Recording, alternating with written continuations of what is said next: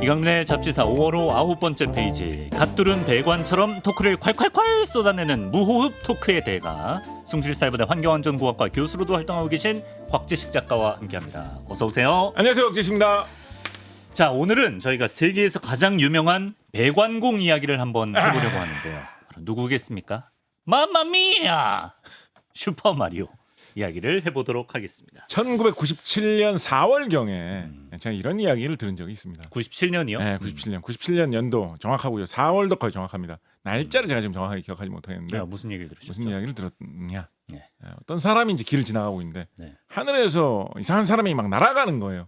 그래서 당신은 누구요? 그랬더니 나는 슈퍼맨이요 라고 이야기했다는 거예요. 네네네. 옆에 보니까 또 어떤 여자가 이번에 막 날아가고 있는 거예요. 예. 당신 누구요? 라고 이야기했더니 원더우먼이요. 나는 슈퍼걸이요 라고 슈퍼걸이요. 이야기했다는 거예요. 예. 좀 있으니까 갑자기 말이 한 마리가 막 날아가고 있는 거예요. 말이. 예. 아니 당신 도대체 누구요? 라고 했더니 슈퍼마리오. 97년에 네. 그때 이제 IMF 때이기 때문에 이런 그렇죠. 농담으로라도 우리가 웃었어야 되는 시절입니다. 97년 4월이 IMF 터지기 전입니다. 그렇군요. 그해 하반기에 터졌기 때문에 예. 그래서 약간 이런 정도의 정신 상태로 사람들이 살았기 때문에 너무 아니했네. 너무 IMF가 아니했어. 오지 않았나라는 생각을 해봅니다. 그렇군요. 자, 그렇습니다. 슈퍼마리오, 현대 비디오 게임의 문법을 창시했다고 해도 과언이 아닌 닌텐도의 역작이죠. 또 최근에 슈퍼마리오 갤럭시라는 영화도 개봉해서 상영 중이어서 마리오 세계관에 숨은 과학 이야기를 곽 작가님과 함께 알아보도록 할 텐데, 보통 저희가 이제 개봉작 관련해서 과학 이야기 할 때 그렇게 영화를 한 번도 안 보시더니 네. 이번엔 보고 오셨다면서요? 그리고 나서 후번 그 다음에 본 적은 꽤 많이 있습니다. 사실은. 예. 사실은 왜냐하면 이제 우리가 시기에 맞춰서 이렇게 이야기를 하다 보니까 거의 이제 개봉하자마자 이야기를 하고 이러다 보니까 좀 말을 못했던 적이 있어서 그렇긴 한데 그냥 어린이날을 또 맞이해가지고 어린이와 이 함께? 마리오 영화는 또 이제 제가 보고야 말았습니다. 그래서 보면서 이제 문득 그런 생각을 했죠. 네. 저 마리오가 탄생한 그 배경에는 사실은 상당히 슬픈 역사가 있다. 어떤 역사가 있습니까? 예. 원래 이제 가정에서 즐기는 이런 게임이라는 문화를 처음으로 창시한 인물로 손꼽히는 사람은 미국의 과학기술인이자 사업가인 놀란 부시넬이라는 사람이 굉장히 손에 꼽힙니다. 부시넬. 이 사람이 이제 동전 놓고 그런 가게나 술집 옆에 구석에서 잠깐 재미삼아 게임을 하게 해주는 이런 기계 같은 거를 만들어서 이제 유통을 하다가 그걸로 성공을 했거든요. 네. 그래가지고 이런 게 가능하다면 이렇게 전자 기술을 이용을 해가지고 하는 게임을 집에서도 가정에서도 할 수 있게 팔아보면 돈이 될 수 있지 않겠느냐라고 해가지고 장사를 시작해서 이 사람이 큰 성공을 거뒀습니다. 그래서 1970년대 후반 80년대 초에 이미 미국에서는 그런 문화가 상당히 퍼져 있었어요. 네. 가정에 이렇게 일종의 간단한 컴퓨터죠. 그런 걸 갖다 놓고 거기에다가 게임을 사가지고 게임 매체를 사가지고 거기다 꽂아 놓은 다음에 여러 가지 게임을 뭘 꽂아 놓느냐에 따라서 달라지는 거를 텔레비전하고 연결해가지고 이렇게 막 어린이들이 혹은 뭐 가족들이 이렇게 하고 논다라는 게 70년대 굉장히 많은 바람이 불었습니다. 이게 상당히 바람이 불다 보니까 이게 돈이 되는 장사구나라고 해가지고 사업이 점점 커졌거든요. 놀란 부시넬이 엄청나게 큰 돈을 벌고 엄청나게 큰 회사도 갖게 됩니다. 이때 당시에 놀란 부시넬이 알바생으로 고용을 해가지고 그런 제품 같은 거 개발하는 일을 맡겼던 사람 중에 가장 유명한 사람이 누구겠습니까? 뭐 스티브 잡스? 스티브 잡스입니다. 스티브 잡스하고 그의 동료 공동 창업자이기도 한 스티브 워즈니악, 이 사람들이 처음으로 전자와 관련된 일 중에서 생산적인 일을 해가지고 돈 벌어본 게 이 놀란 부시넬 회사에서 일하면서 돈을 벌었던. 그러니까 이 사람들도 이제 게임 산업에 어떻게 보면 한 발짝 뿌리를 두고 있다라는 거죠. 그래서 이 사업이 되게 잘 됐었는데 80년대 초반 한 82년, 83년으로 넘어오면서 이런 사업이 잘 된다는 걸 알게 되니까 너도 나도 미국에서 이 사업에 막 뛰어들었어요. 그래서 경쟁이 격화되면서 그때 또 당시에 여러 가지 그 게임에 대한 어떤 문화라든가 게임의 저작권을 존중해 줘야 된다라든가 게임 유통하는 거를 어떤 법과 규정에 따라서 해야 된다라든가 인식이 부족하다 보니까 어떤 회사에서 무슨 잘 되는 게임이 하나 나왔다라고 하면 비슷한 게임을 다 베껴가지고 너도 나도 막 출시하고 어떤 회사에서 게임기가 괜찮은 걸 만들었다라고 하면 조금 바꿔가지고 똑같은 걸 복제해서 또 내놓고 뭐 이런 게 막 난무하는 시대가 찾아왔거든요. 그러다 보니까 1983년도에 이 게임의 질적 수준에 대해서 굉장히 많은 의심을 가진 수많은 미국의 소비자들이 게임이라는 것 자체에 좀 염증을 느끼는 그런 시대가 찾아옵니다. 예를 들어서 무슨 게임 하나 재밌대라고 해가지고 무슨 게임 이름 뭐라고 할까요? 마리오, 뭐 바리오라는 게임이 있었다고 칩시다.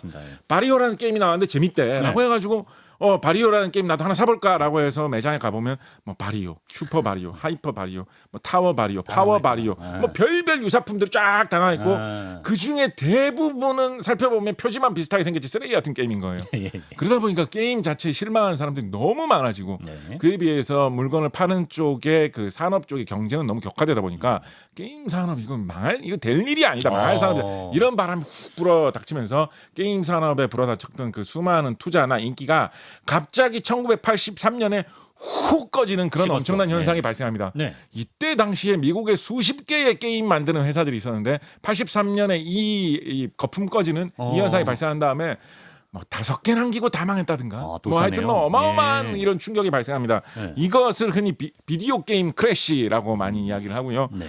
1983년에 일어났던 게임 대붕괴 뭐 이런 식으로 지칭하는 큰 사건입니다. 네. 그래서 미국에서 83년을 기점으로 이게 좀 오래 가요. 네. 83년을 기점으로 될 산업이 아니다. 이거는 게임이라는 거는 이제 한때 이상한 유행으로 반짝했던 거지. 이게 꾸준히 사업이 된다거나 사람들의 문화에 파고든다라는 거는 지금 생각하면 말도 안 되는 한낱 꿈 같은 일이다라는 식으로 이게 훅 다 꺼진 게임한다고 하면 저 사람 또 망하나 보다. 예. 나 게임 회사에 있어요. 저 사람 이제 실업자 됐나 보다. 예. 거의 그런 분위기가 미국에 몰아닥칩니다. 네. 그런데 바로 그 하필이면 그 게임 산업이 미국에서 완전 망해가지고 게임에 대한 투자가 다 꺼질 바로 그 해인 1983년에 네. 태평양 건너 일본에서는 게임이라는 산업이 미국에서 이렇게 커졌는데 미국에서 게임 만드는 거 보니까 다 고만고만한 거 만들더라. 우리가 많은 투자를 해가지고 네. 한 단계 더 발전된 더 혁신적인 기계를 갖다 놓고 게임을 만들면 과거와는 다른 차원의 게임을 보여줄 수 있을 것이고 그러면 이렇게 열기가 뜨거워진 게임 세계를 완전 평정할 수 있을 거다라는 생각을 한 일본인 이 기술인들이 일본인들의 게임기를 가정용 게임기를 만들어가지고 출시를 합니다. 그래서 되게 야심차게 출시를 했어요. 놀란 부시넬이 미국에서 성공했던 그 게임기 같은 경우에 기억 용량을 기준으로 생각을 하면 기억 용량이 총 128글자의 알파벳을 저장할 수 있는 기억 장치를 램이라고 하죠. 기억 장치를 이 게임기에 달고 있었습니다. 지금 생각해 보면 정말 터무니없이 형편없이 작은 용량이죠. 요즘 문자 메시지 좀 길게 보내도 128글자 이상으로 보낼 것 같은데 그게 이 기계가 다룰 수 있는 기억 용량의 전체였던 거예요. 그러니까 이때만 하더라도 뭐 이렇게 가정에서 전자기기를 이용해서 뭘 이렇게 판단과 계산을 해가지고 뭘 보여준다라는 거를 기본적으로 그냥 전자계산기하고 비슷한데 좀 나은 거 정도로만 생각을 했던 거예요. 전자계산기 같은 거를 좀 더 개조해가지고 뭐 화면에 뭐 띠띠 움직이고 하면 뭐 재밌겠지 이 정도를 해가지고 놀란 부시넬은 게임 산업이라는 걸 만들었는데 이 일본 기술인들은 이거보다 한 단계 더 격상된 걸 만들어야 된다. 라고 해서 그때 개발해가지고 세상에 내놓은 제품의 기억 용량 같은 경우에는 2,000자 이상의 기억 용량. 지금 생각해보면 그것도 참 가당찮은 거죠. 2,000자라고 해봐야 우리가 지금 이 방송을 만약에 인터넷으로 보내고 있다라고 하면 우리가 말하는 이 말소리에 한 0.1초를 담은 내용도 2,000글자보다는 용량이 더 많이 될 거예요. 그래도 한 번에 너무 도약이 크네요. 그렇죠. 20배 가까이 도약을 했으니까. 그러니까 혁신적으로 더 성능이 좋은 걸 만드는 거예요. 그래서 이걸로 하면 우리가 된다라고 했는데 미국에서 비디오 게임 대붕괴가 게임 대붕괴가 왔잖아요. 자 이거 우리 큰일 났다. 망했다라고 생각을 했을 거거든요. 그런데 그래도 우리가 이렇게 야심차게 이거를 내놓았는데 다 풀 수는 없지 않느냐. 그래도 일본에서는 일본 경기 좋을 때니까 일본에서는 조금 될지 모른다라고 해가지고 뚝심으로 몇 년 버텼어요. 그래서 1년 버티고 84년이 되어가지고 이 정도 게임을 만드는 정도의 경험이 좀 쌓였으면 진짜로 우리가 놀라운 게임을 완전히 과거에는 상상도 할 수 없는 게임을 만들어봐도 좋겠다라는 생각으로 2년이 지난 85년에 개발해서 내어놓아서 다시 일본 사람들이 미국 게임 시장을 완전 휩쓰는 데 성공한 바로 그 걸작이 슈퍼 마리오 브라더스. 우리가 흔히 얘기하는 그 슈퍼 마리오라는 게임이죠. 그렇습니다. 예. 하나만. 말씀하세요. 그런데 아무리 뭐 일본인 기술인들이 그런 뛰어난 혁신적인 미래상을 갖고 있었다라고 하더라도 80년대 초에 사용하던 다른 가정용 게임기에 비해서 성능이 너무 좋잖아요. 그죠? 근데 가정용 게임기라는 게 더군다나 게임기인데 이게 무슨 뭐 생활 필수품이 아니란 말이에요. 이걸 이용해서 뭐 사업을 하기 위해서 꼭 있어야 되는 물건도 아니란 말이에요. 그냥 재미삼아 즐기는 거기 때문에 가격이 어느 선 이상 올라가면 안 된다라는 게 있거든요. 이 정도 해야지 뭐 애들이 아빠 나도 사줘라고 하면 아이 그래, 한번 사줄만한 사준다. 그 정도 가격선을 항상 유지를 해야 되거든요. 그렇죠. 예. 그러다 보니까 이 게임 기계를 만드는데 가장 중요한 부품인 반도체 시세가 너무 올라가지 않는 게 굉장히 치명적이고도 중요한 문제였습니다.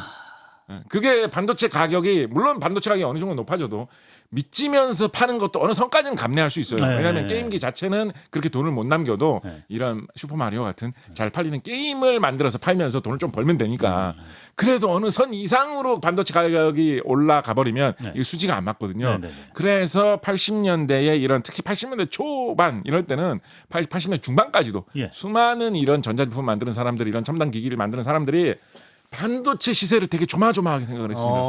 물론 어느 정도의 자신감이 있었어요. 이때 당시에 일본 반도체가 세계를 지배하던 시절이었기 때문에 그렇군요. 예. 일본의 반도체 만드는 전자기술 뛰어난 업체들하고 우리가 좋은 관계만 있으면 그래도 크게 망하진 않을 거다라는 생각은 있었지만 네네. 반도체 시세를 항상 조마조마하게 보고 있었거든요. 네. 그런데 이 시세를 안정시켜주기 위해서 이렇게 치열한 그리고 전자제품 상황에서 전자제품 사업에 들어가는 반도체를 만드는 거에 대한 전망이 좋을지 나쁠지 어떨지 아무도 모르는 이런 캄캄한 상황에서 그리고 세계의 반도체 시장을 일본 업체들이 지배하고 있던 시장에서 무모하게 뛰어들었던 반도체 시장에 뛰어들었던 나라가 어느 나라겠습니까? 대한민국이군요. 우리나라죠. 우리나라. 야. 그래서 우리나라가 처음으로 반도체 산업 그것도 이 메모리 기억용 반도체 D램 사업에 처음 뛰어들어가지고 시제품까지 시제품까지 개발하는데 처음 성공했던 그 해가 똑같은 1983년입니다. 3년. 그래서 미국에서 게임 사업이 한번 훅 망하고 예. 일본에서 과감하게 나중에 슈퍼마리오가 등장하게 되는 그 게임 기계를 개발해서 내놓고 예. 한국이 반도체 산업에 뛰어드는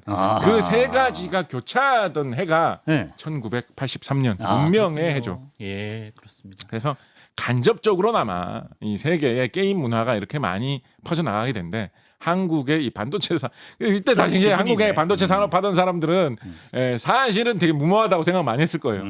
우리가 아무 미천도 없는데 어떻게 일본 반도체 회사들하고 경쟁을 해가지고 제품을 팔겠느냐. 근데 그렇게 무모하게 잘했어. 그때 잘했어. 그렇게 무모하게 뛰어들었기 때문에 저렴한 질 좋은 반도체들을 세계에 많이 풀 수 있었고 네. 그렇기 때문에 이런 어린이들이 재밌게 즐길 수 있는 첨단 기기가 세상에 보급될 수 있었다라는 간접적 관계에 대해서 이야기해 볼 수 있겠죠. 네. 캐릭터 주인공 이름이 마리오인 이유에 대해서는 저희가 썬킴 씨랑 오락의 역사 때 다룬 바가 있으니까 찾아보셔도 좋겠습니다. 근데 이제 마리오 이 캐릭터가 이제 트레이드마크가 코수염 그리고 이제 항상 모자를 쓰고 있잖아요. 그렇죠. 요 묘사가 사실은 컴퓨터 메모리를 아끼기 위한 전략이다? 그렇습니다. 그렇습니까? 네, 컴퓨터 내부에서 처리를 해야 되는 기계 장치 자체의 용량도 아까 KR 2000 글자 알파벳으로 2000 글자 그러니까 한글로 쓰면 1000 글자 정도밖에 안 되는 거예요. 굉장히 작은 용량이었기 때문에 한꺼번에 뭔가를 많이 처리를 할 수가 없었고 그 게임 자체를 담고 있는 매체 있죠. 그 매체의 저장 용량도 그거를 늘리면 늘릴수록 반도체가 많이 소비되었기 때문에 최소한으로 줄이는 게 필요했습니다. 그래서 게임 전체의 양도 슈퍼마리오 브라더스 1편 같은 경우에 전체 양도 한 40kB 정도밖에 안 돼요. 40kB면 글자로 알파벳 글자로 써도 뭐 한 4만 글자 좀 넘는 그 정도죠. 40kB. 네, 40kB, 4만 글자. 우리가 이야기하고 있는 것에 인터넷으로 말하고 있는 이 한 순간의 화면을 캡처를 뜨면 스크린샷을 뜨면 그 한 순간의 장면 하나가 아마도 4만 kB 이상일 겁니다. 요즘에는 그죠? 와. 그런데 슈퍼마리오 브라더스 1편 같은 경우에는 거기에 게임 처음 시작했을 때부터 끝날 때까지의 모든 세계의 모습과 그곳에서 벌어지는 여러 가지 규칙과 아름다운 배경음악도 참 좋습니다. 자세히 들어보면 약간 재즈 분위기가 나는 그런 음악이에요. 특히 게임 오버됐을 때 음악 있잖아요. 띠르르 띠르르 띠르르 약간 재즈 느낌이 살짝 나는 굉장히 아름다운 곡입니다. 빠밤 그런 음악까지도 다 집어넣어가지고 만들었는데 이렇게 용량이 작다라는 거는 40kB. 정말 그때 당시에 그래도 놀란 부슈넬 1970년대에 미국에서 나왔던 가정용 게임기보다는 한 단계 더 높은 그런 성능을 이용했지만 그 성능 안에서 최대한 뭔가를 많이 보여주려고 한 거죠. 그래서 여러 가지 수법을 썼습니다. 일단 머리카락 모양 같은 거를 단순하게 표현해야지 용량을 줄일 수가 있는데 그러면서도 좀 개성적인 모습을 보이려면 머리를 일일이 표현하기보다는 그냥 모자를 씌우는 게 낫겠다. 그래서 모자를 씌웠고 눈, 코, 입을 다 표현하면 그것도 너무 내용이 복잡해지잖아요.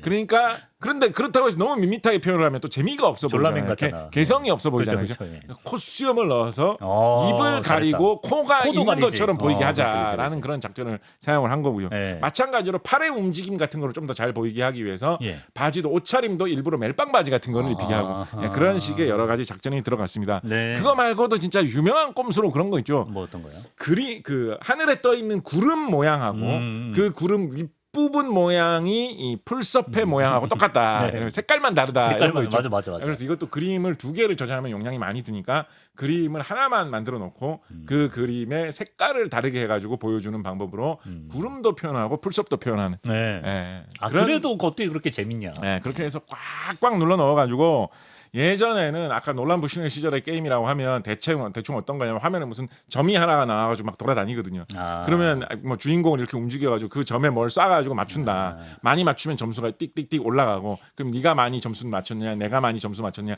그거 겨뤄가지고 잘했다. 뭐 이렇게 하는 게 70년대 말 비디오 게임 크래시, 비디오 게임 게임 붕괴가 일어나던 그 무렵의 주류 게임들이었거든요. 네네. 그런데 이 마리오 시대의 게임은 그게 아니라 새로운 세상을 계속 탐험하면서 맞습니다. 미지의 그런 상상의 영역이 펼쳐지고 주인공과 등장인물 적들이 나름대로 독특한 모습의 어떤 성격이 있고 모습이 있고 그래서 그 등장인물의 이름을 뭔가 부르게 되고 마리오가 나왔다. 네. 쿠파를 물리쳐야 된다. 네. 공주를 구해야 된다. 막 이런 식의 생각을 게임하는 사람들이 하게 되는 감정이입이 더 일어나고 무슨 세상이 더 펼쳐질지에 대해서 계속해서 호기심을 갖게 되는 그런 하나의 예술적인 문화 상품으로 만들어냈다라는 점에서 굉장히 그게 혁신적인 혁신이었구나. 그런 게임이라고 할 수 있겠죠. 그러네요.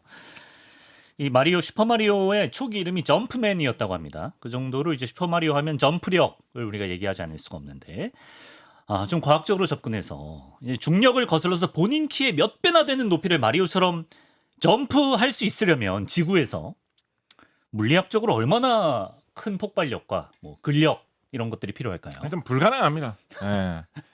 마리오가 아우, 뛸 때 힘들어서. 슈퍼마리오 브라더스 1편 기준으로 뛸 때 보면 네네. 자기 화면상에 나오는 자기 키 대비 네. 한 4배 정도는 우습게 올라가는 것 같거든요. 예. 자기 키 대비 내비. 그러니까 마리오의 키를 한 150cm로 1.5m 정도로 되게 짧게 잡는다고 하더라도 네네. 4m 이상 뛰는 거예요. 그렇죠. 그렇죠? 예. 근데 우리나라의 우상혁 선수는 세계에서 거의 제일 높이 뛸 수 있는 사람이지 그렇죠. 않습니까? 탑클래스죠. 예, 이분이 기록이 2m 36cm인가 그래요. 그런데 이분은 뭐 전문적으로 마리오는 전문적으로 뛰는 사람도 아니고 이건 뭐 배광하는 사람인데 그러다가 그냥 뭐 좀 높은 곳에 올라가고 싶다고 푹 뛰면 네. 우상혁 4m, 선수가 세운 최고 기록보다 한 뭐 2m 이상을 더 올라간다. 아하. 이거는 사실은 사람이 아닌가 불가능하다. 마리오? 불가능하다. 사람이 아닌가? 그래서 사람이 아닌 동물 중에는 예. 누가 이런 식으로 할 수 있는지를 좀 제가 한번 여러 가지로 점프력 좋은 따져봤어요. 동물. 일단 뭐 곤충류 중에는 이런 게 많아요. 그렇죠. 뭐 벼룩. 벼룩이나 이런 거는 자기 몸에 뭐 몇백 배도 뛰니까. 예. 근데 아무리 좀 무리수를 둔다고 해도 마리오가 뭐 벼룩 같지는 않잖아요. 아니죠. 그죠? 수염도 나 있는데. 뭐 플리리오라고 해야 될까? 플리오라고 해야 될까? 하여튼 그런 거 같지는 않잖아요. 그죠? 네. 그래서 그건 아니고 좀 그나마 사람에게 좀 가까운 포유류 동물 중에서 좀 생각을 해본다면 네. 비교적 높이 비교적이 아니라 상당히 이 정도 적어도 한 4m 이상 정도의 4m가 아니라 6m 이상 정도의 그러니까 1.5m의 4배면 6m죠, 그죠? 그러니까 네. 우상혁 선수보다 한 4m 정도 이상 뛸 수 있다는 건데 6m 뛸 수 있는. 6m 정도 뛰는 게 좀 관찰이 된 가능할 만한 그런 동물로 생각해 볼 수 있는 게 있나? 6m가 있나?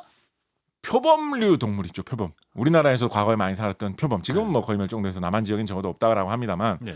표범류 동물이 뛰면 표범은 이제 나무 위에서 뛰면서 생활하기 때문에 네. 한번 몸을 뻗쳐가지고 뛰면 그러니까 뒷발이 떨어진 거리로 따지면 그렇게까지 높진 않은데 네. 앞발이 닿아가지고 결국은 올라갈 수 있는 높이로 따지면 걸터가지고 네. 이렇게 올라가는 거. 그러니까 마리오도 사실은 그 높이 뛰는 기록이 중요하진 않잖아요. 네. 어디를 딛고 올라갈 수 있느냐가 중요하잖아요. 그죠? 그렇죠. 그러니까 올라갈 수 있느냐를 기준으로 따지면 네. 표범 같은 경우에 뭐 3m 정도 올라가는 거는 쉽게 관찰이 되고 좀 표범하고 비슷한 그런 고양이과 동물 중에 예를 들면 뭐 퓨마라든가 이런 동물은 5m 이상도 올라갈 수 있다라고 하거든요. 예. 그러니까 워낙에 나무에서 오르내리면서 사는 동물이다 보니까 그쪽으로 몸 구조가 많이 진화가 돼 있어가지고 다리가 길고 몸이 가볍고 다리를 이용해서 점프를 할 때 뒷다리로 강하게 땅을 박차고 밀어내면서 앞다리를 높이 뻗어내고 허리뼈를 약간 용수철처럼 이용해가지고 튕겨내는 그런 방식으로 5m 이상의 높이 위에 올라갈 수 있다라고들 이야기를 하거든요. 네. 그러니까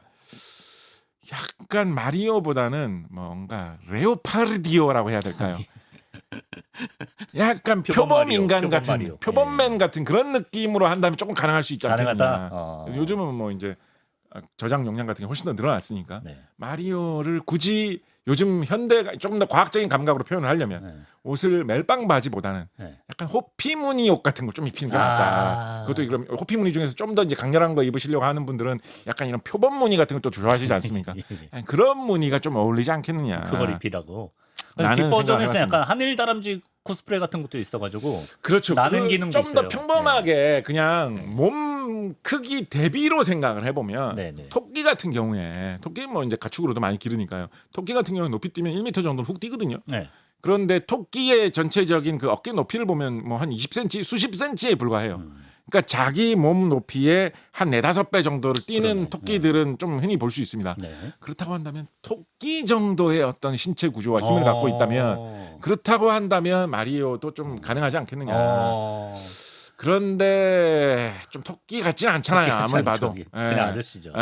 코수염, 토끼 수염을 좀 표현한 걸까요? 코수염이 토끼 귀를 달고 있는 모습으로 좀 표현해야 되는 걸까요? 네. 그래서 그것도 약간 좀 무리수인 것 같고 미스터리네. 토끼의 몸 구조 같은 그러니까 뒷다리가 되게 발달하고 이런 모습으로 또 마리오를 표현하면 조금 흉측할 수도 있을 것 같다는 생각도 들었거든요. 물론 뭐 마리오가 그 개구리로 변신하는 뭐 이런 버전도 나중에 뒤에 나오죠. 있어. 그 모양 기준으로 생각해 보면 개구리도 되게 높이 뛸 수 있습니다. 개구리도 거리 기준으로 하면 자기 몸에 30배, 40배 뛸 수 있는 개구리도 흔합니다. 그럴 것 같아요. 그래서 개구리 형태가 의외로 기본 형태여야 좀 맞는 게 아닌가. 양서류 인간이다. 라는 류의 생각도 해볼 수가 있는데 네. 가장 합리적으로 좀 결론을 내린다고 한다면 결론이 있나요? 가장 합리적으로 결론을 내린다고 한다면 아까 우리 편집장님이 정말 과학적으로 전제를 잘 제시를 해줬는데요. 네네. 마리오에 특히 슈퍼마리오 브라더스 1편에 등장하는 그 세상을 보면 그 세상이 사실 지구 같지는 않잖아요. 지구가 아니다. 우리가 보는 일상적인 세상의 모습과는 너무 다르잖아요. 예를 들어서 이상하게 뭐 세모나게 생긴 애들이 막 저기랍시고 막 뚜벅뚜벅 걸어다니고 있고 삼각김밥 같은 무슨 뭐 날개 달린 뭐 이상한 거북이에 뭐 오리목같이 생긴 애들이 막 날아다니고 지구상에 없는 생물이잖아요. 그러네. 그래서 여기가 지구가 아니라고 가정하는 게 오히려 합리적일 수 있습니다. 예를 들어서 사람이 만약에 화성에 간다면 화성은 지구의 크기보다 훨씬 더 크기가 작은 행성이죠. 그렇죠. 화성의 무게도 지구 전체의 무게보다 훨씬 더 작습니다. 네네. 그래서 화성에 가면 사람이 느끼는 중력의 힘이 지구의 한 38% 정도밖에 되지 않아요. 그래서 화성에서 사람이 점프를 하면 누구나 지구에서보다는 훨씬 더 높이 뛸 수 있습니다. 그리고 생각을 해보면 슈퍼마리오는 높은 데에서 떨어져도 타격을 안 입죠. 타격 전혀 안 그죠? 입죠. 그 바닥에 이상 알 수 없는 그 수렁 같은 거기로만 떨어지지 않으면 좀 높은 데서 떨어져도 아무 이상 없잖아요. 문제가 없죠. 그것도 좀 중력이 약하다는 걸 나타내는 것이 아닐까요? 그래서 화성 같은 그런 데 가가지고 자기가 평소에 뛸 수 있는 높이 한 3배 가까이 뛸 수 있게 되었다. 그 정도 됩니다, 실제로. 그 정도가 되었다라고 한다면 원래 이 마리오 이분이 2m 정도 가까이 뛸 수 있다라고 한다면 이것도 사실 대단한 거죠. 우상혁 선수보다 조금 약한 거니까. 그죠? 그 정도면 6m 정도 화성에 가면 뛰는 게 가능하거든요. 그럼 깃발 꼭대기에 착지할 수도 있어요. 5,000점. 그래서 아마도 다른 행성으로 보는 것이 가장 과학적이다. 마션이다 말이에요. 아마도 뭐 예를 들면 화성일 수 있다. 근데 화성이라기엔 그 블록박스에 물음표가 너무 지구의 문화가 좀 투영되었다. 물음표로는 지구인 먼 미래에 어떤 사람이 화성을 개척을 하고 거기에 어떤 새로운 세상을 만들어 놓은 곳에서 모험을 하는 것이지 않겠느냐. 아니면 뭐 화성 정도의 급이 되는 그런 다른 어떤 머나먼 행성 아니겠느냐. 이렇게 생각해 보는 것이 가장 과학적이다. 마리오 머스크 아니에요? 마리오 머스크. 네. 그렇군요. 마리오 머스크. 화성일 가능성. 그렇게 생각합니다. 그리고 이제 슈퍼마리오 세계관에서 버섯이 참 중요하지 않습니까? 버섯. 그렇죠. 일단 마리오도 버섯을 먹으면 키가 뿌링뿌링뿌링 하면서 이제 커지고. 맞아요. 버섯 모양 버섯돌이 친구도 있고. 그렇죠. 키노피온가? 맞아요. 그리고 이제 버섯 같은 경우는 그 색깔이 좀 달라지긴 하는데 가장 익숙한 건 주황색 가세에 빨간 점이 박혀 있는 버섯. 그 다음에 뭐 빨간색 가세 흰 점이 박혀 있는 버섯도 그런 것도 있고요. 있고. 그런 류의 전박이 버섯들이 그런 식으로 좀 많이 등장을 하는 편이죠. 우리가 진짜 작정하고 몰입을 해본다면 그런 버섯이 실제로 존재하는 버섯일까요? 사실 거의 마리오 버섯이라고 불리는 버섯이 있습니다. 그러니까 실제로? 정식 명칭은 아니고요. 별명인데요. 마리오 버섯이라고 흔히들 부르는 버섯이 있습니다. 우리나라에 지금은 거의 없을 거예요. 근데 뭐 작심하고 찾아보면 있을 수 있습니다. 적어도 뭐 최소한 뭐 비무장지대라든가 아니면 뭐 북한의 그런 자연환경이 좀 파괴되지 않아 깊숙한 이런 곳에 들어가면 지금도 아마 있을 것이고요. 과거에는 분명히 있었을 가능성이 있습니다. 표본 같은 게 채취되었다라는 그런 정황 증거들이 좀 보이는 것들이 있거든요. 네. 광대버섯이라고 하는 버섯이 광대버섯. 아마니타든가 그렇게 부릅니다. 우리나라에서 광대버섯이라고 하는데요. 네.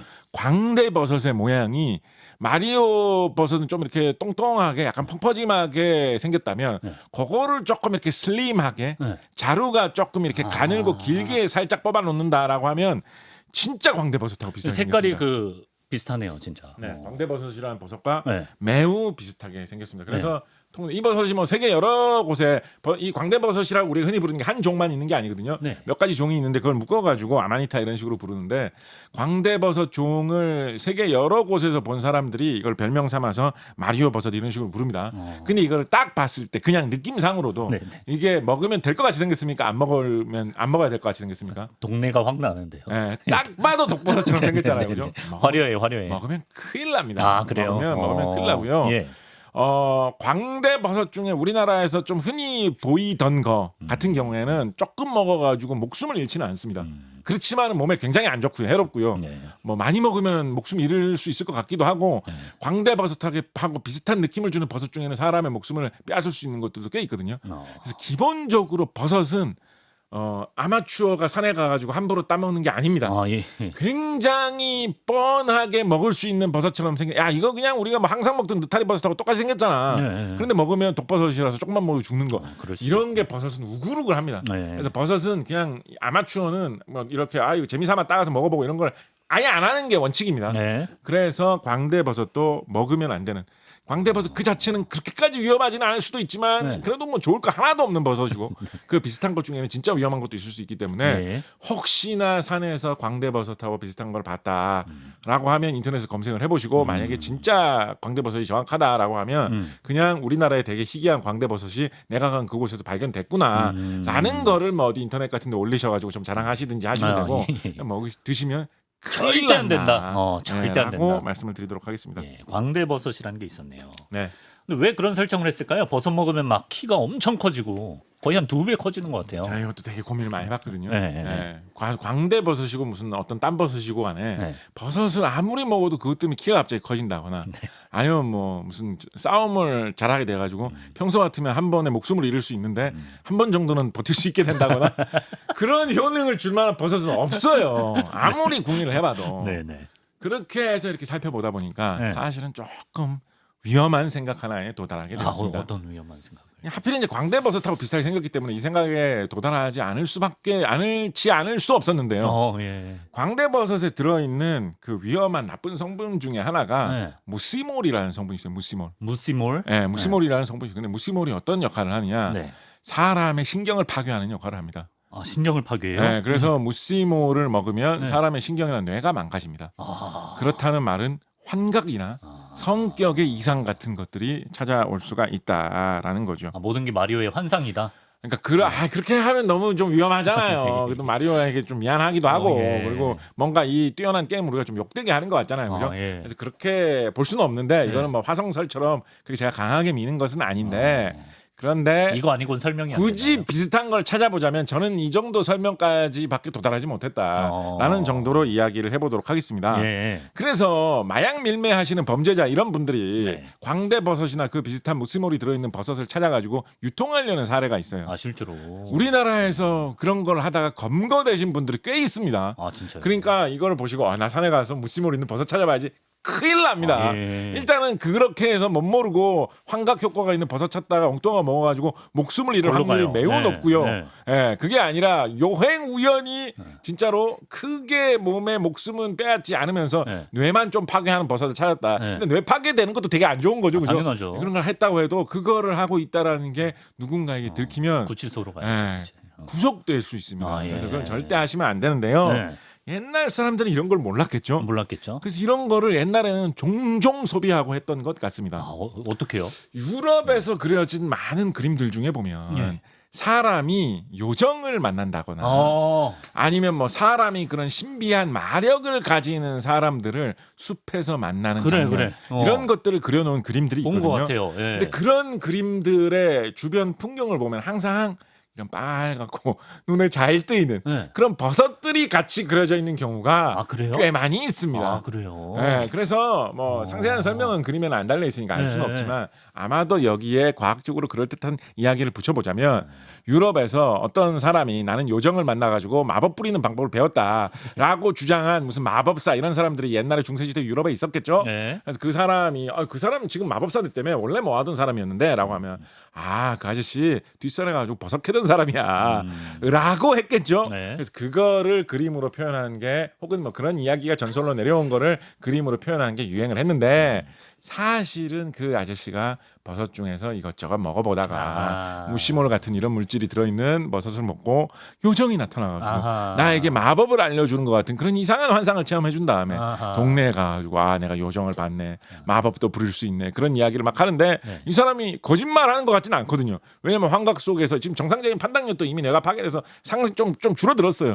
그러다 보니까 진담으로 이 사람 말하는 것 같다라고 하다 보니까 그런 마력에 대한 전설이 생기건 아니겠느냐라고 야 나는 저기 가가지고 요정님을 만나고 왔더니 갑자기 몸이 2배로 커진 느낌이 들었어 라든가 혹은 목숨이 한 개 더 생겨난 느낌이 들었어 라든가 라는 뭐 그런 중세의 전설이 있지 않았겠느냐라고 생각을 해봅니다.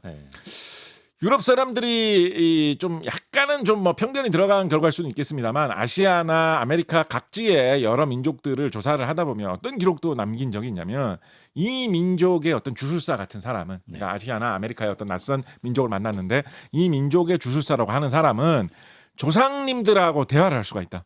뭐 저승에 있는 영혼과 혼령과 대화를 할 수 있는 능력이 있다. 근데 그게 거짓말 같지는 않다. 그래가지고 사람들이 다 믿고 있다라는 뭐 그런 전설이 있어가지고 이 유럽에서 탐험을 온 사람이 조사를 해보니까 이 사람이 우리나라로 치면 굿이죠.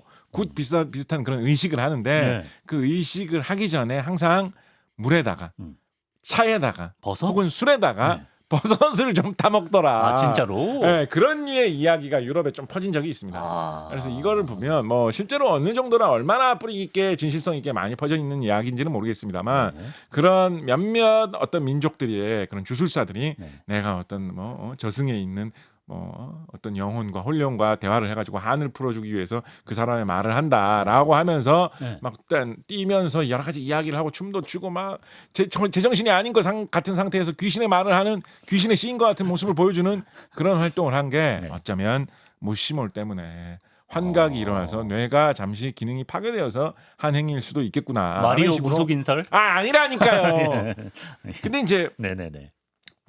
우리나라에 예를 들어 앙엽기 같은 조선 후기에 나온 책을 보면 어떤 버섯이 있는데 그 버섯을 먹으면 사람이 계속 히히히히 이렇게 계속 웃게 된다라고 해가지고 우리나라에서는 그거를 시시버섯이라고 부른다. 시시덕거려서? 그런 식으로 히히거린다. 한문 표현으로 시시버섯, 시시담이라고 부른다. 라는 식의 기록도 있거든요. 그래서 그런 거를 보면 그런 게 우리나라에서도 어느 정도는 알려져 있었던 것 같아요.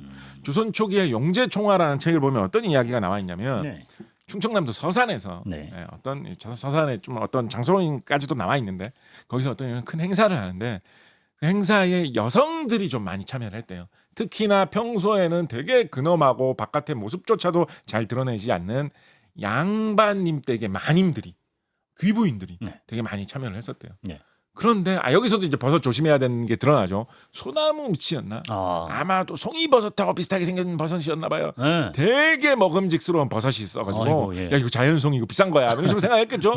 조선시대에도 송이버섯 맛있는 건 알았을 테니까 그래서 그거를 요리를 해가지고 거기에 행사해 온 사람들이 많은 사람들이 나눠 먹었다라고 합니다. 그런데 용제천하 용제천하 이 책 거의 한 600년 전에 나온 책입니다. 이 책에 뭐라고 적혀 있느냐, 그 버섯 국을 그렇게 나눠 먹었더니 어떤 사람은 미쳐서 계속 소리를 질렀고 노래를 계속 부리면서 춤을 추는 사람도 있었고 어떤 사람은 엉엉 슬피 우는 사람도 있었고 옆에 있는 사람을 계속 때리면서 싸우는 사람도 있었다. 잠깐만. 근데 이건 전형적인 음주 증상 아닌가요? 같이 곁들여 먹은 술. 그런데 이 양반님 댁에 이 지혜 높은 마님들이 막 이러고 있으니까 사람들이 구경을 하러 그렇게 많이 왔었대요.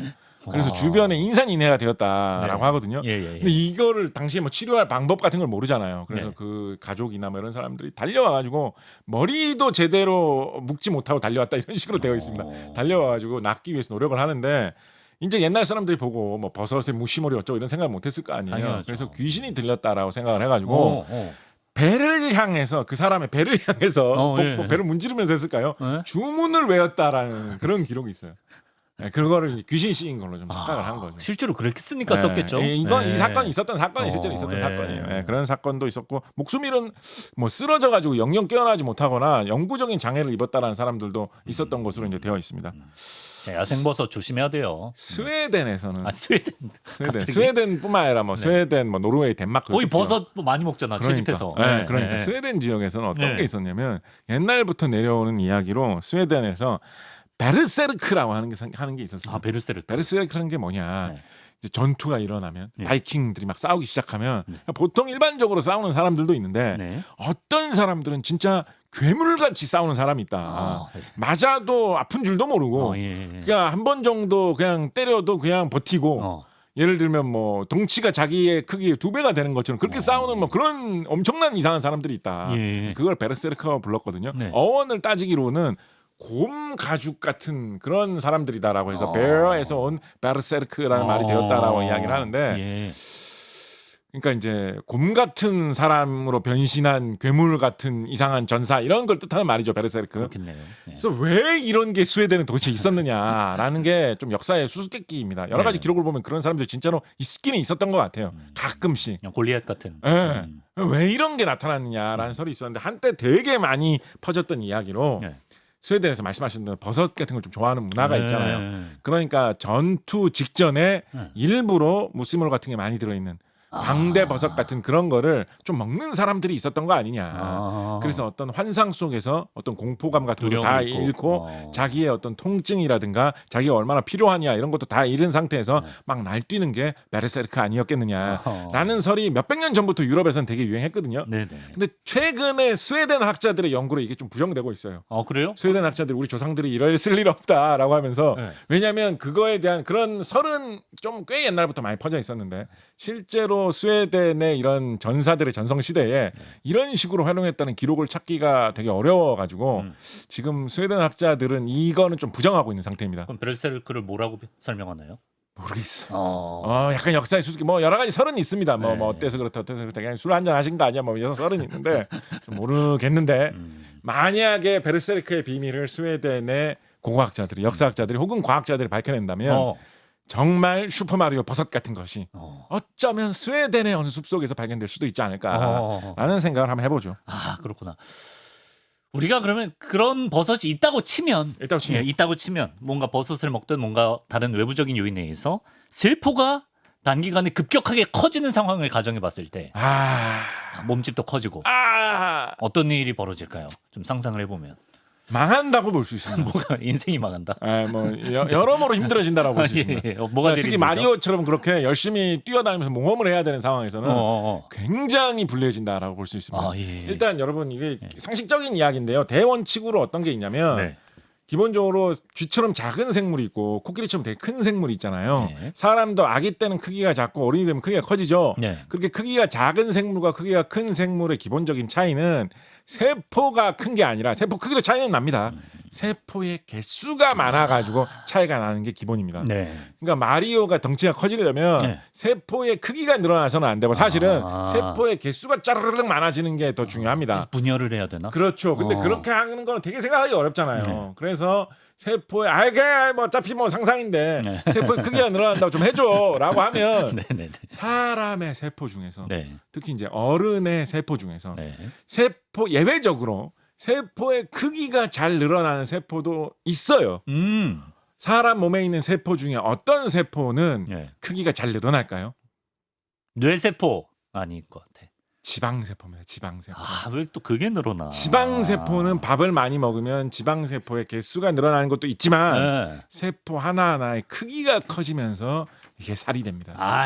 그래서 만약에 마리오가 세포 수가 갑자기 커져가지고 몸의 무게가 2배, 4배가 되었다라고 한다면 이거는 지방이 늘어났다는 뜻이에요. 아. 이게 달려야 되고 열심히 점프해야 용사가 되어서 되고. 싸워야 되는 마리오 입장에서는 네. 굉장히 불리한 것이죠. 뭐 겨울잠 자면 모르겠습니다만 네. 그런 게 아닌 다음에야 네. 굉장히 불리한 것이라서 우리가 기대하는 아. 그런 어떤 모험에 도움이 되는 효과를 쿠파 얻기란, 만나지도 못하겠네요. 어려운 상황이 벌어질 것이다. 아하. 라고 생각을 해볼 수가 있겠죠. 그렇군요. 자 이제 마지막 질문이 벌써요. 돼요. 마지막 파이어 플라워 얘기하고 마치면 어떻겠냐라고 합니다. 네, 파이어 시간 플라워 관계상. 그럼 진짜 완전 짧게 할게요. 하나만 굿바이 아, 이야기 하나만 더 다른 거 하겠어요. 하고 싶으신 게 있구나. 아니 파이어 플라워도 재미있으니까 하나 일단 조금만 울지 하나만. 마세요. 학 과장님 여기서 이러시면 안 됩니다. 하나만. 예, 일단 파이어 플라워 좀 신속하게. 파이어 플라워 신속하게 해야 돼요. 네. 아, 그 불 뿜는 꽃이 있잖아요. 예. 그러니까 이거가 진짜 제일 비현실적인 이게 진짜 그리고 생각해보면- 마리오도 하얀색 마리오로 각성하면 불을 뿜고. 그죠? 그러니까 이게 진짜 제일 이게 빨간 꽃을 먹으면 네. 갑자기 불이 나간다. 어, 이게 진짜 말이 됩니까? 안 되죠. 사람이 일단 불이 나간다는 것부터가 생각하기 어려운데 그렇죠. 하필이면 빨간 꽃을 먹으면 이거 진짜 생각하기 되게 어렵잖아요. 어렵죠, 이거 어렵죠. 풀이하기가 진짜 제일 어려운 난관 예. 중에 하나인데 예. 그래도 하셨나요? 풀이를? 제가 그래도 이거 버섯보다는 그럴듯한 걸 찾아냈어요. 몸이 커지는 버섯보다는 그럴듯한 걸 찾아냈어요. 뭐요? 아메리카 대륙에 살고 있던 캅시쿰 아눔이라고 하는 식물이 있었습니다. 네. 이 식물이 아메리카에서 널리 퍼져가지고 사람들이 많이 먹고 있었는데요. 네. 이것을 콜럼버스를 비롯한 유럽의 침략자들이 발견을 하고 이거 꽤 신기하다라고 해서 유럽에 아시아에 이것을 퍼뜨리게 되었습니다. 그래서 캅시쿰 아눔이라는 이 식물이 나중에 건너서 한반도까지 도착을 하게 되지요. 네. 한반도에 도착한 이 식물을 한국인들도 조선인들도 네. 꽤 많이 심어가지고 먹기 시작을 했는데 이거를 한반도에서 뭐라고 불렀겠습니까? 캡시쿰. 캡사이신. 뭐죠 이게? 고추. 고추입니다. 고추. 아, 그게 고추. 고추죠. 잠깐만. 고추 먹고 불 어떻게 그랬어요? 그래서요. 그 발상이에요. 예. 그래서 근데 꽃은 아니잖아요. 고추도 하얀 꽃이 예쁘게 피긴 하는데 어. 고추는 꽃은 하얗지만 네. 고추 열매는 빨갛잖아요. 그죠? 네. 그래서 고추를 처음에 많이들 안 먹을 때는 그리고 네. 지금도 고추를 별로 안 먹는 나라에서는 고추의 열매가 빨간색, 초록색, 노란색으로 예쁘기 때문에 네. 그 열매 자체를 관상용으로 많이 기릅니다. 그래서 이 마리오 게임에서 피는 그 빨간 꽃은 네. 어쩌면 빨간 고추인 것이 아닌겠는가? 아, 꽃잎이 떨어진 뒤에 열매가 맺힌 모습을 말하자면 청양고추가 아니겠는가? 라는 그런 생각을 저는 해봤어요. 그런데 지금 제가 웃기려고 한 이야기 같죠? 예. 웃기려고 한 얘기 아니에요? 2021년에 2021년에 미국의 데이비드 줄리어드 교수님이 네. 노벨상을 타신 이 얘기 전에 한번 말씀드렸습니다. 2021 이 노벨상 해설하면서 매운맛 편하면서 말씀드렸습니다. 예. 데이비드 줄리어스 교수님이 노벨상을 타셨는데 네. 이분이 노벨상을 탄 이유가 사람이 뭔가를 신경으로 느끼는 원리에 대해서 세밀하게 연구해서 밝혀냈다라고 해가지고 노벨상을 받으셨거든요. 네. 그런데 이분이 사람의 신경이 뭔가를 느끼는 원리로 처음으로 연구를 했던 게 바로 매운맛을 매운맛. 느끼는 원리였고 네. 이분이 그래서 파악을 한 게 뭐냐면 네. 사람의 신경이 매운맛을 느끼는 거하고 네. 열을 느끼는 게 같은 거다라는 거를 이분이 찾아냈어요.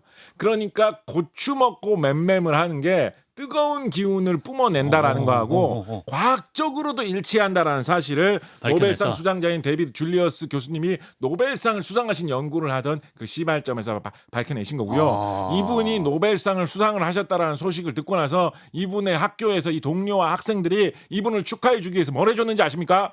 고추로 목걸이를 만들어서 이 교수님께 데이비드 줄리어스 교수님께 걸어주셨어요. 아마 사진 검색하면 나올 거예요. 예. 그것이 바로 저는 마리오에게 불을 뿜게 해준 그 과학의 고추였다라고 고추 먹거리 생각을 해봅니다. 아 그렇군요. 예. 아 재밌네요. 예. 마지막 쿠파. 쿠파하고 이제 쿠파. 마무리하죠. 네, 예, 쿠파. 좋습니다. 예. 일단 쿠파에 대해서 뭐 요즘은 이제 우리나라에서 너무 널리 알려진 사실인데 네. 쿠파라는 그 이름이 이제 국밥에서 나왔다라는 그런 그러니까. 설이 있죠. 예. 네.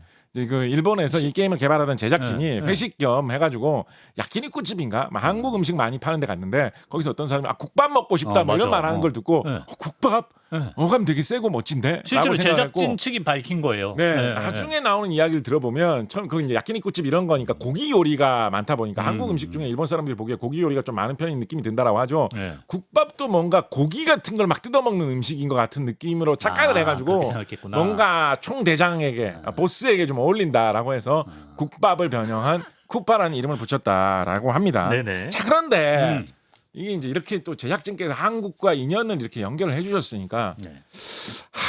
이제 어떻게 이럴 수가 있을까? 전 진짜 놀라운 정말 감동을 받았는데요. 진짜요? 예. 네. 쿠파의 생김새를 보면 약간 용처럼도 생겼고, 그죠? 용처럼도 생겼고, 등딱지나 이런 걸 보면 거북처럼도 생겼잖아요, 그죠? 그죠? 그리고 그 쿠파가 어떤 나쁜 짓을 합니까? 불 뿜고 납치하죠. 그래, 공주를 피치 납치해가지고 공주를, 우리 마리오가 그걸 구하러 가는 그런 내용이잖아요. 그렇죠. 자, 그런데 네. 띠딩 신라 시대에 내려오는 전설 중에 삼국 유사에 실제로 실려 있는 그런 전설입니다. 띠딩 신라 시대 기준으로는 강릉 지역이라고 이야기를 하고 있고요. 지금도 삼척에 가면 삼척 맞을 거예요. 삼척에 가면 실제로 이거를 형상해 놓은 공원 같은 게 있습니다. 뭘요? 바닷가에 예.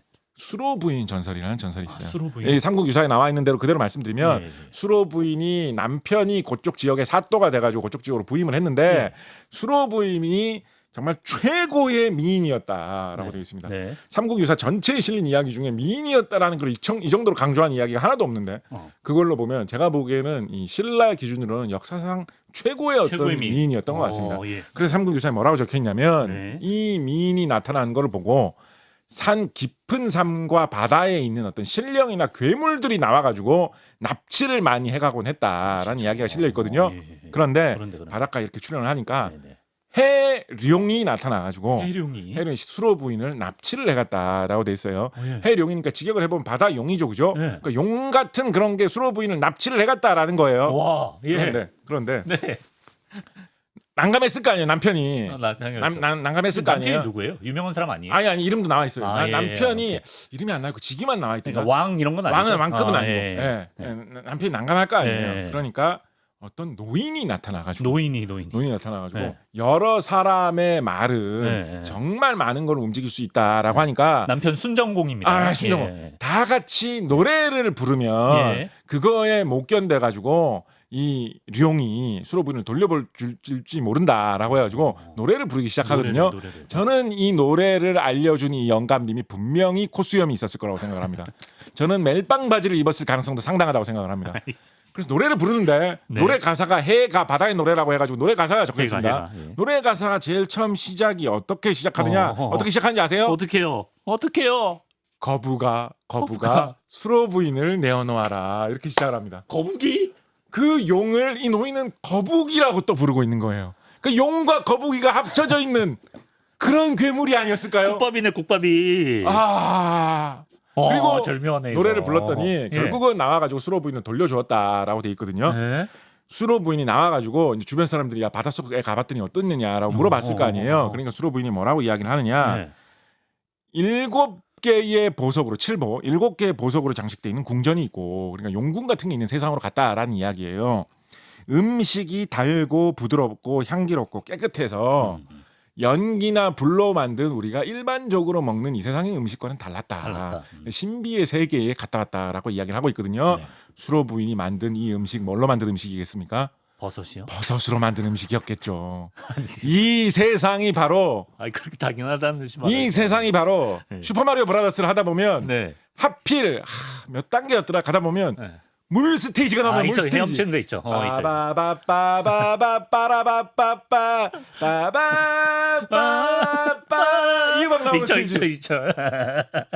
수로 부인의 전설이 게임으로 우리나라가 조금만 더 기술이 발전되었다면 지금도 늦지 않았어요. 우리나라의 이 전설을 아시는 이 미래의 꿈나무들이 마리오보다 뭐 더 뛰어난 그런 게임을 우리나라의 전설에서 아이디어를 얻어서 피치공주 대신 수로 부인 끝판 대장인 쿠파가 아니라 약간 뭐 비빔밥이 나온든가 뭐 이런 거를 개발할 수 있지 않겠느냐 뭐 이런 꿈을 꾸어봅니다. 이거 절묘한데요, 이거는. 그렇죠. 그 노인이 마리오였을 가능성. 그렇습니다. 슈퍼마리오로도 참 재미난 이야기들이 많네요. 과학 이야기도 들을 수가 있었고 닌텐도의 역작 슈퍼마리오에 대해서 곽 작가님과 함께 알아봤습니다. 고맙습니다. 감사합니다.